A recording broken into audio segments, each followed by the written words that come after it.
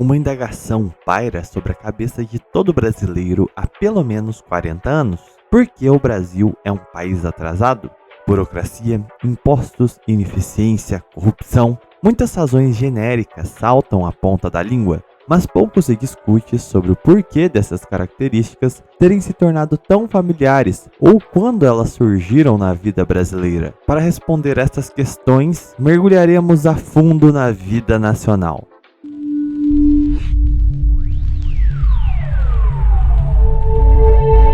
Nos tempos rudimentares que possibilitaram o êxito de nossa colonização, encontramos uma estrutura fundamental para compreender a sociedade brasileira: o engenho. As casas grandes, marcadas pela presença fidalga de nobres portugueses em constante contato com a senzala. Dessa relação nasciam os mestiços entre escravas e senhores de engenho, protegidos pelo laço sentimental do pai. Ganhavam indicações a posições administrativas, tanto relacionadas à economia movida pelos engenhos, como no Estado, devido à influência política dos senhores que alcançavam a burocracia. Dotados de grande intelectualidade, os mestiços se viam presos ao parasitismo por não haver meios de ascensão social. Estavam em um limbo, não eram nem a elite econômica, nem o efetivo de escravos. Não eram educados como fidalgos metropolitanos, nem educados pelo trabalho produtivo e disciplinado. No ócio de um emprego meramente parasitário, não tinham qualquer forma de autoridade disciplinadora. Criou-se um tipo único, clientelista. Se serviam do Estado e barganhavam seu apoio para a manutenção do status quo. Os cargos de maior importância da administração colonial eram separados à elite aristocrática portuguesa. Tais mestiços, relegados a serviços públicos urbanos de menor relevância, não tinham perspectiva, não podiam almejar a posição de uma classe média, pois as funções comerciais já eram ocupadas por comerciantes estrangeiros, que, para agravar o processo sociológico brasileiro, não tinham por objetivo residir fixamente no Brasil. Esta conjuntura impediu o surgimento de uma burguesia nacional por fora das classes latifundiárias e escravas, restando apenas o parasitismo. Tal classe parasitária só pôde encontrar vida em um país agrário. Seu paradigma residia em não poder ser absorvido pela produção, nem como elite, nem como escravo. Sobrava-lhe unicamente o marginalismo, que levava ao parasitismo. Como uma economia primária, os privilégios ficavam associados às classes a ela correlatas, marcando um abismo social. A classe dominante, para manter seus privilégios, montou a máquina estatal a seu gosto, uma vez que era a única força econômica da colônia, utilizando a máquina pública como sua, criando um sistema de clientes, comprava essa classe do meio com os serviços cartoriais, para então ser ajudado por ela a manter seus privilégios. Era uma via de mão dupla em um sistema estamentário. A primeira organização social do Brasil foi o topo com a elite latifundiária, o meio com a classe parasitária e a base pela classe escrava. O serviço público se tornou não uma forma de atendimento ao coletivo, mas um mecanismo de manipulação de clientelas eleitorais para manter a classe dominante. Fora do processo produtivo no período colonial, essa classe do meio era marcada pelo parasitismo de Estado, que moldou sua psique e forma de conceber o público e o privado. A função do Estado se resumia à arrecadação para a remuneração do próprio funcionalismo. O preço pago pela classe dominante para manter a mão de obra escrava era sustentar a classe média ociosa ligada ao Estado cartorial.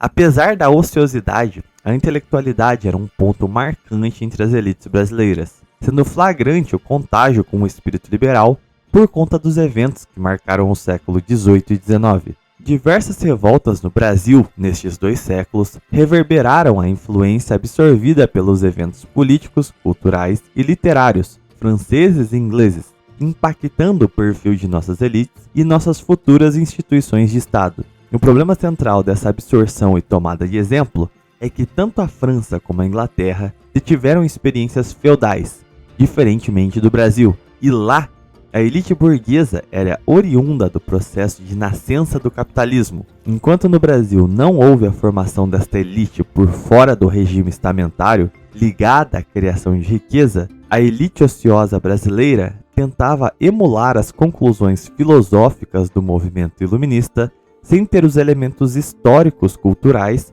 que pariram o iluminismo. A vinda da família real prestigiava as elites nacionais, possibilitando pela primeira vez a ascensão a cargos de maior envergadura, aliado também à modernização geral do Brasil, fortalecendo o poder econômico e a influência política de nossas elites no reino. Quando rebentou a Revolução do Porto e Dom João decide regressar a Portugal, tanto o amadurecimento cultural quanto o econômico de nossas elites lhes imprimia um pânico de manutenção de suas novas condições. Não poderiam permitir se ver novamente inferiorizados pelas elites lisboetas, culminando no alicerçar de nosso processo de independência. Na transição do século XVIII para o XIX, se viu o esgotamento do ciclo do ouro, se chocando também com o declínio da cultura da cana-de-açúcar, devido à baixa nos mercados europeus que encontravam outras commodities para substituí-la. Tais eventos foram importantes para dar lugar à elite burocrática como protagonista no processo de fundação do Estado Nacional. E, enfim, a classe parasitária teria mais força política do que as forças latifundiárias produtivas. A elite brasileira, nascida desse cenário conturbado, se tornou ainda mais disruptiva ao conseguir a derrubada da última instância de autoridade que as limitava, o imperador Dom Pedro I, que abdicou em 7 de abril de 1831, dando poderes políticos ilimitados à classe parasitária, que então levaria o Brasil à sua fase de quase ebulição, a regência com suas inúmeras revoltas internas. Daí nasce a primeira divisão política acentuada entre as classes brasileiras, o Partido Liberal, oriundo do clientelismo parasitário, e o Partido Conservador, das forças produtivas latifundiárias, ambas desconectadas da massa de trabalhadores e ainda sem um espírito nacional de desenvolvimento.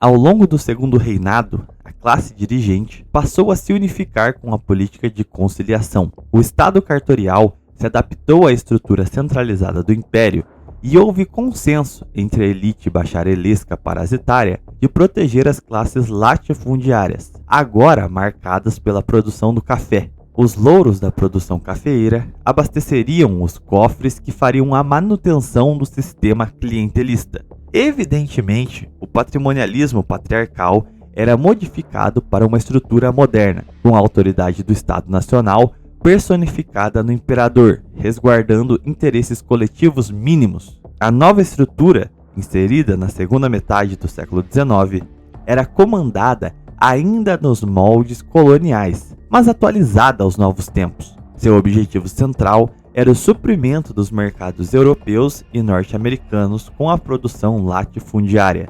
As bases do regime se mantinham: uma massa de escravos ou trabalhadores sujeitos a um estatuto de quase servidão, destinados à produção semicolonial, a classe média parasitária, alguns poucos comerciantes e entusiastas industriais e a elite diretiva que resguardava o modelo agrário. A visão de mundo da elite não era centrada no Brasil. Ele era um mero instrumento de serviços das economias industriais. As nações centrais destinavam nossa produção, e delas provinham os bens de consumo e as ideologias que contaminariam as classes diretivas. A base do modelo social não tinha capacidade de unificação e nem meios de defender seu trabalho, uma vez que em tal regime produtivo os preços eram fixados externamente pelos mercados compradores. O problema crônico das economias agrárias, deixando então as massas trabalhadoras imóveis, reféns de sua sobrevivência, estabelecendo uma conformidade para com a posição semicolonial do Brasil. Tais elites oriundas do Império e da República Velha sustentaram políticas econômicas liberais por favorecer o setor primário da economia, mas apontando que os malefícios das flutuações de preços dos mercados externos deveriam ser arcados por toda a sociedade em benefício da produção que sustentava a economia nacional. Era o discurso da privatização dos benefícios e a socialização dos malefícios.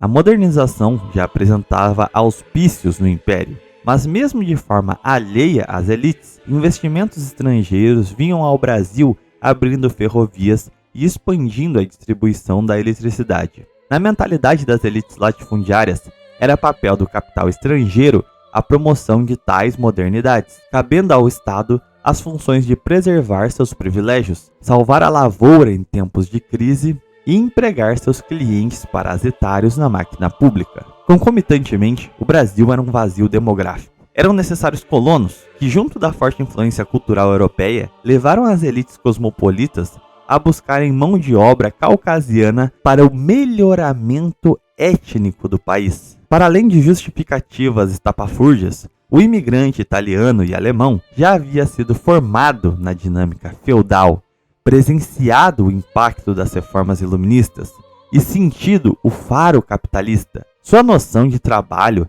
era livre dos vícios parasitistas estimulados pela dinâmica latifundiária clientelista. Tal fator dessa psique social foi fundamental, por permitir em poucas gerações a ascensão de famílias ítalo-germânicas que, se enquadrando ao estado cartorial, logo se miscigenaram com famílias tradicionais brasileiras para resguardar sua ascensão comercial através do trabalho e da invenção, com as facilidades permitidas pelo estado patrimonial, comandada pelas elites nacionais. A crise de 1929 e o entreguerras desestruturaram as diretrizes coloniais que sustentavam o arranjo nacional. A incipiente industrialização fora capaz de criar efetivos proletários e centros urbanos modernos. Novas demandas de uma classe média produtiva se avolumavam com as condições insalubres do campo. Os protecionismos levantados entre as nações dominantes jogaram o Brasil a uma posição de autossuficiência ou colapso, resultando na Revolução de 1930.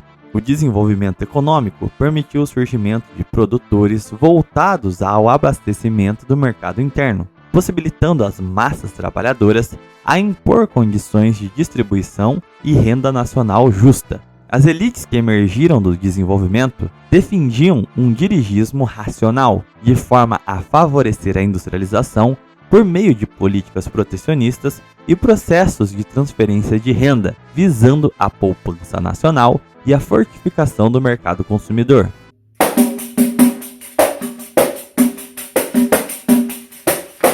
Conforme o país se modernizava, as novas forças produtivas davam espaço à classe média. Novas elites econômicas deram bases às reivindicações nacionalistas de um Estado funcional para a defesa da soberania, a elevação social e o desenvolvimento econômico. Seria impossível para o Estado cartorial, ocioso, atender a essas expectativas, resultando em tensões. O resultado foi um tipo específico: a contradição de uma população ainda vinculada e dependente do Estado clientelista, exigindo as vantagens do desenvolvimento. A classe média produtiva passava a contestar os privilégios da classe média parasitária. Iniciou-se o discurso do acabou a mamata. A burguesia desenvolvimentista contestava a burguesia latifundiária, que tentava manter seus privilégios com a manutenção do Estado cartorial. Os setores da sociedade ligados à burguesia industrial, os quadros técnicos, administrativos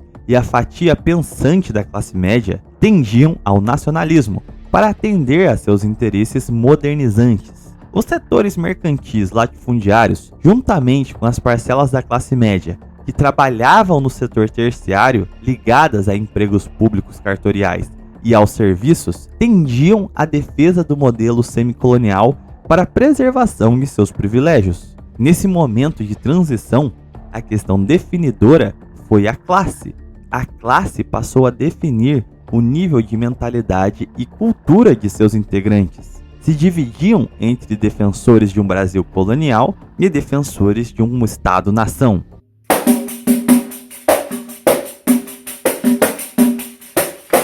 Tal cenário criou duas correntes, a cosmopolita, ligada ao livre-cambismo e ao Estado clientelista, que explica o atraso histórico do Brasil, e por outro lado se tinha a nacionalista, que buscou a consolidação do Estado Nacional, buscando uma unificação político-jurídica para combater as tendências patrimonialistas da gestão do Estado. Apenas a centralização por uma elite ilustrada, comprometida com o empenho modernizante da nação, poderia ter forças para desmontar os vícios clientelistas das elites patrimoniais brasileiras. Combatendo este mal corruptivo, seria possível o desenho de políticas voltadas ao desenvolvimento nacional.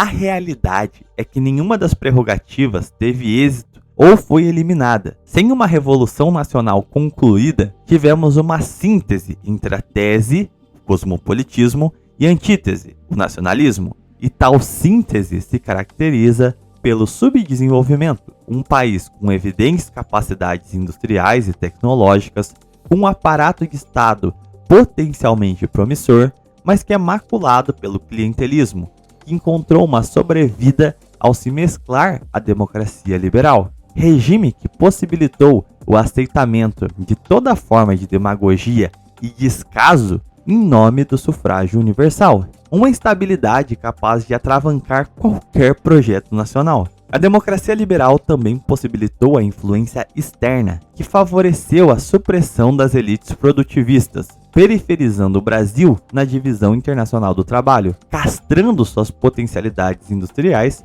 em nome de uma vocação unicamente agrária. Em suma, a conciliação favoreceu as correntes cosmopolitas, uma vez que os arranjos que a favorecem se mantiveram e ao mesmo tempo são protegidas por uma massiva propaganda de transferência de culpa dos malefícios da política atual. Apresentam o Estado clientelista não como um modo de sua preservação, mas como resultado dos projetos desenvolvimentistas que queriam combater o Estado clientelista, como se a corrupção fosse um fator oriundo do processo de modernização de industriais nacionais e estatais, e não da influência corruptiva anterior já presente nas elites latifundiárias mercantis. Criam um espantalho a respeito do nacionalismo para ver um bode expiatório que esconde as verdadeiras raízes dos males nacionais, que é a natureza colonizada e liberal de nossas elites.